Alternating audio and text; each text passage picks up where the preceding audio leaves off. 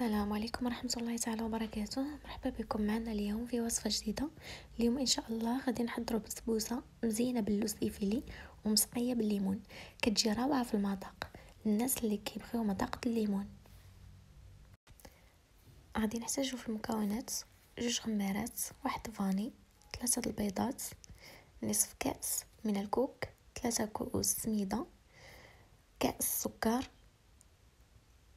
كأس عصير ليمون، كأس الزيت، الملح ملعقة صغيرة وكيبقى على حسب الذوق، واللوز ايفيلي. دوز نشوفوا طريقة التحضير. كناخدو اناء كنوضعو فيه البيض،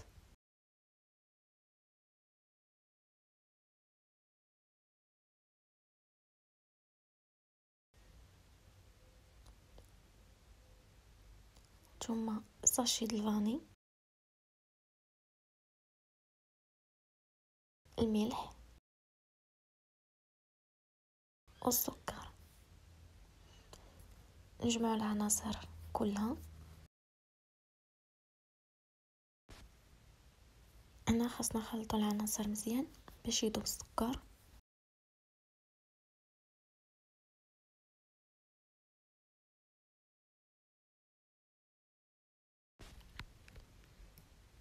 كنضيفو الزيت،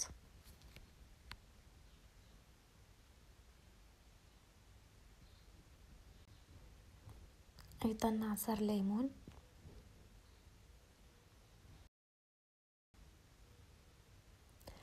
الكوك، اي حاجه ضفناها ضروري خصنا نخلطوها مزيان.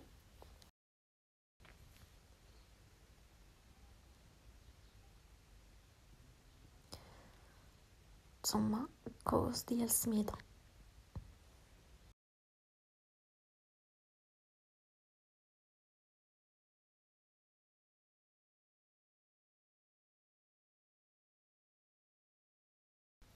غادي يبقى الكاس الاخير، غادي نضيفو معاه 2 خمارات.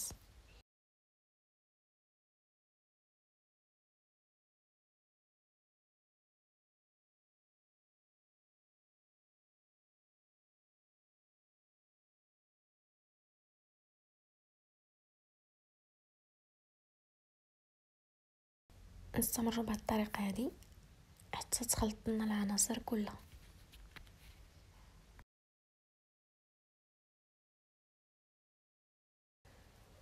من بعد ناخذ مقلاة ثقيله ندهنوها بالزيت والزبده، ندهنوها مزيان من الجوانب ايضا.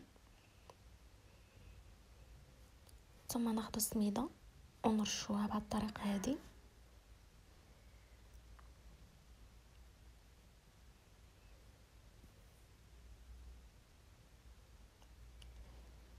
نرشوا الجوانب ايضا ما نساوهمش.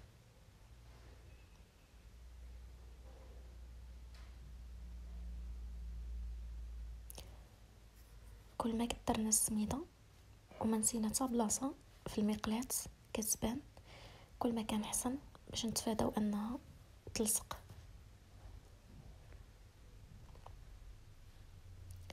في هذا الاثناء احنا سخنا الفران.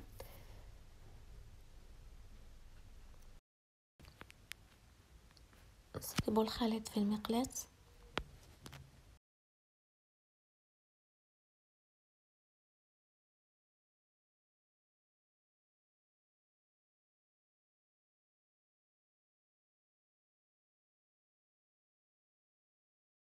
نهزوا المقلاة ونحاولوا اننا نسيحوا الخليط على الجوانب او على وسط المقلاة كله.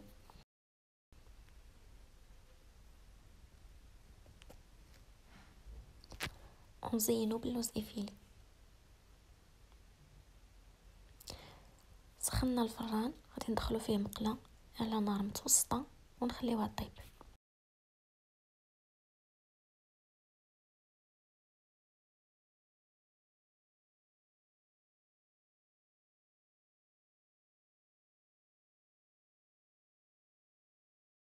وندوزو نوجدو السقوه اللي غادي نحتاجو للبسبوسه.